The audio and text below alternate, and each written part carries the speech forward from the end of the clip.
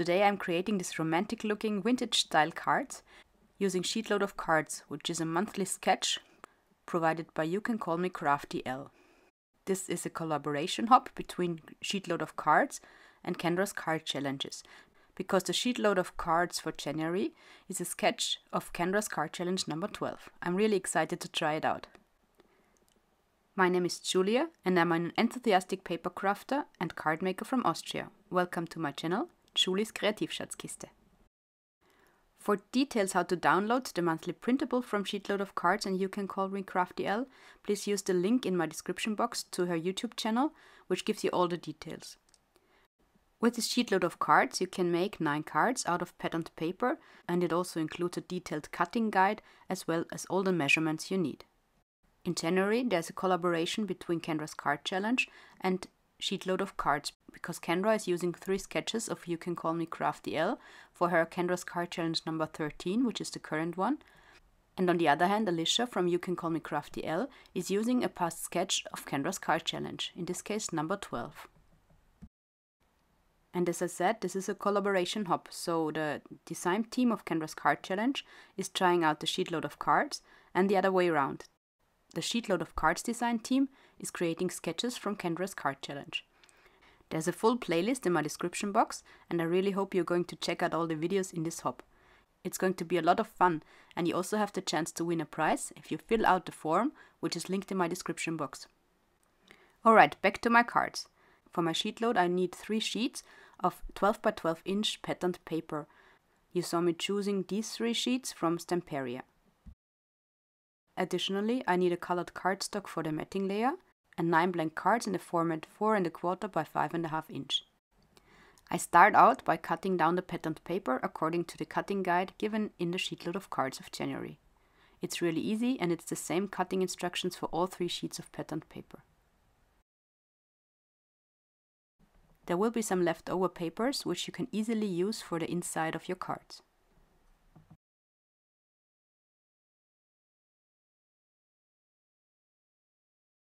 Next I cut down the matting layers from the dark blue cardstock. They are all the same size, so that is easy as well.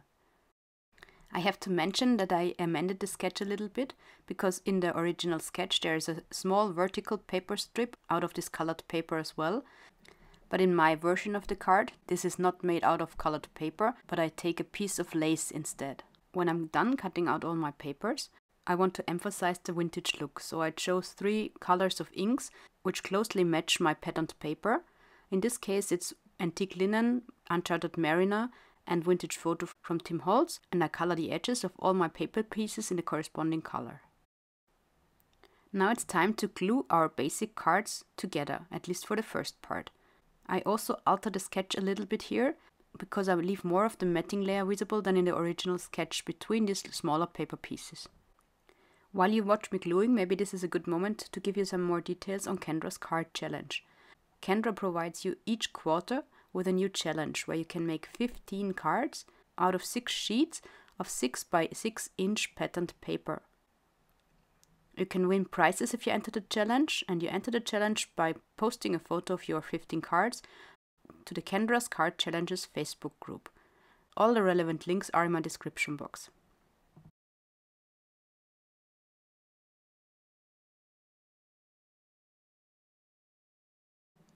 When I'm done with gluing all the paper pieces to the matting layer, the next step of my card decoration begins. I have a stencil here from Tim Holtz which is called Gothic, and I also take out my Nuvo embellishment mousse in Cornflower Blue and my Nuvo expanding mousse in Natural Cotton. I chose these 2 colors because they correspond very well to my cards. The next steps I'm doing for all my 9 cards. I use the stencil and put it on top of the card base. I use the blue on the beige color of paper, and I use the cotton mousse on the blue part of the paper, so that it's better visible and there's more contrast within my card. I love this embellishment mousse because you can very easily put it on your cards and it dries really quickly as well. And additionally, it has a great shine to it. To finish off this decoration, I used some watered down Uncharted Mariner ink, and I make some blue drops on the card. When I'm done with all the cards, I let it dry for about an hour or 2 hours maybe, just to make sure that it's really completely dry.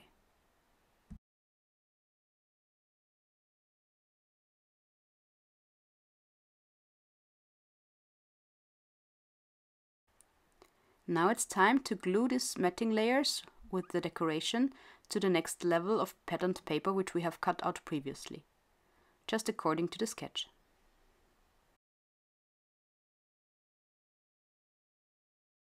My sheetload of cards is already taking shape and I really like it so far.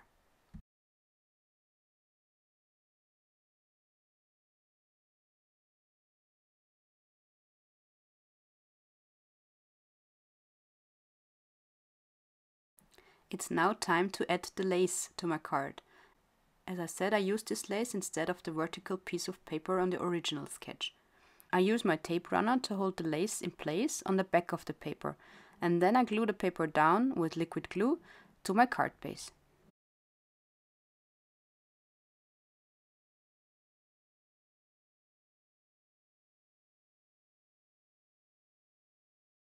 Again, this step is done to all 9 of my cards.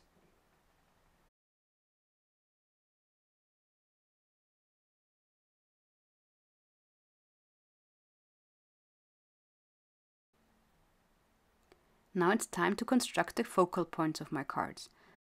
In the original card sketch, this is a circle where you could put your sentiment. So I used my 2.5 inch stitched circle die and cut out these circles out of white, dark blue and vellum paper. Then I decided I want more for my vintage cards. So I also cut out these vintage butterflies from the Sizzix and Tim Holtz set Scribbly Butterflies, again in the colors of white and dark blue. As sentiments for my cards, I will use these Always and Forever sentiment strips for the Better Press by Spellbinders. I really like these strips because you get a lot of sentiments with just one press plate and one cutting die. As ink color, I chose Cosmic Blue because it fits perfectly with the color scheme of my card. As variation, I then used some golden pigment ink with dark blue cardstock for other sentiments for my sheetload. I love how they turned out, really. So to finish off my cards, I just chose some different combinations between the circles, the butterflies and the sentiments, and I glued it on top of all my cards. For the circles, I actually used foam tape to get some dimension into my card, and for the butterflies and for the sentiments, I used liquid glue or my tape runner.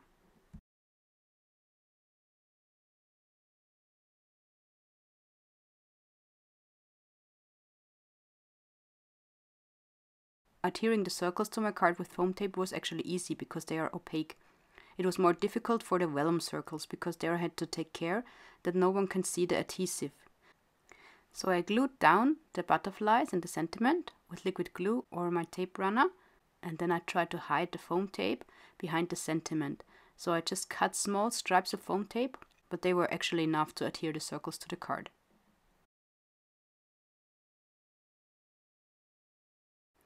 So this is it, all my 9 cards are finished and I really enjoyed making this sheetload of cards, I have to say.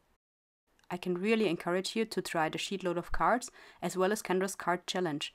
Both are really a lot of fun and you get great cards out of it. Don't forget to fill in the form which is linked in my description box for a chance to win a prize in this giveaway hop. Enjoy the rest of the hop, the playlist is in my description box. I really hope you liked the cards and consider subscribing to my channel. I would be very happy if you would leave me a comment or a like. Servus, until next time.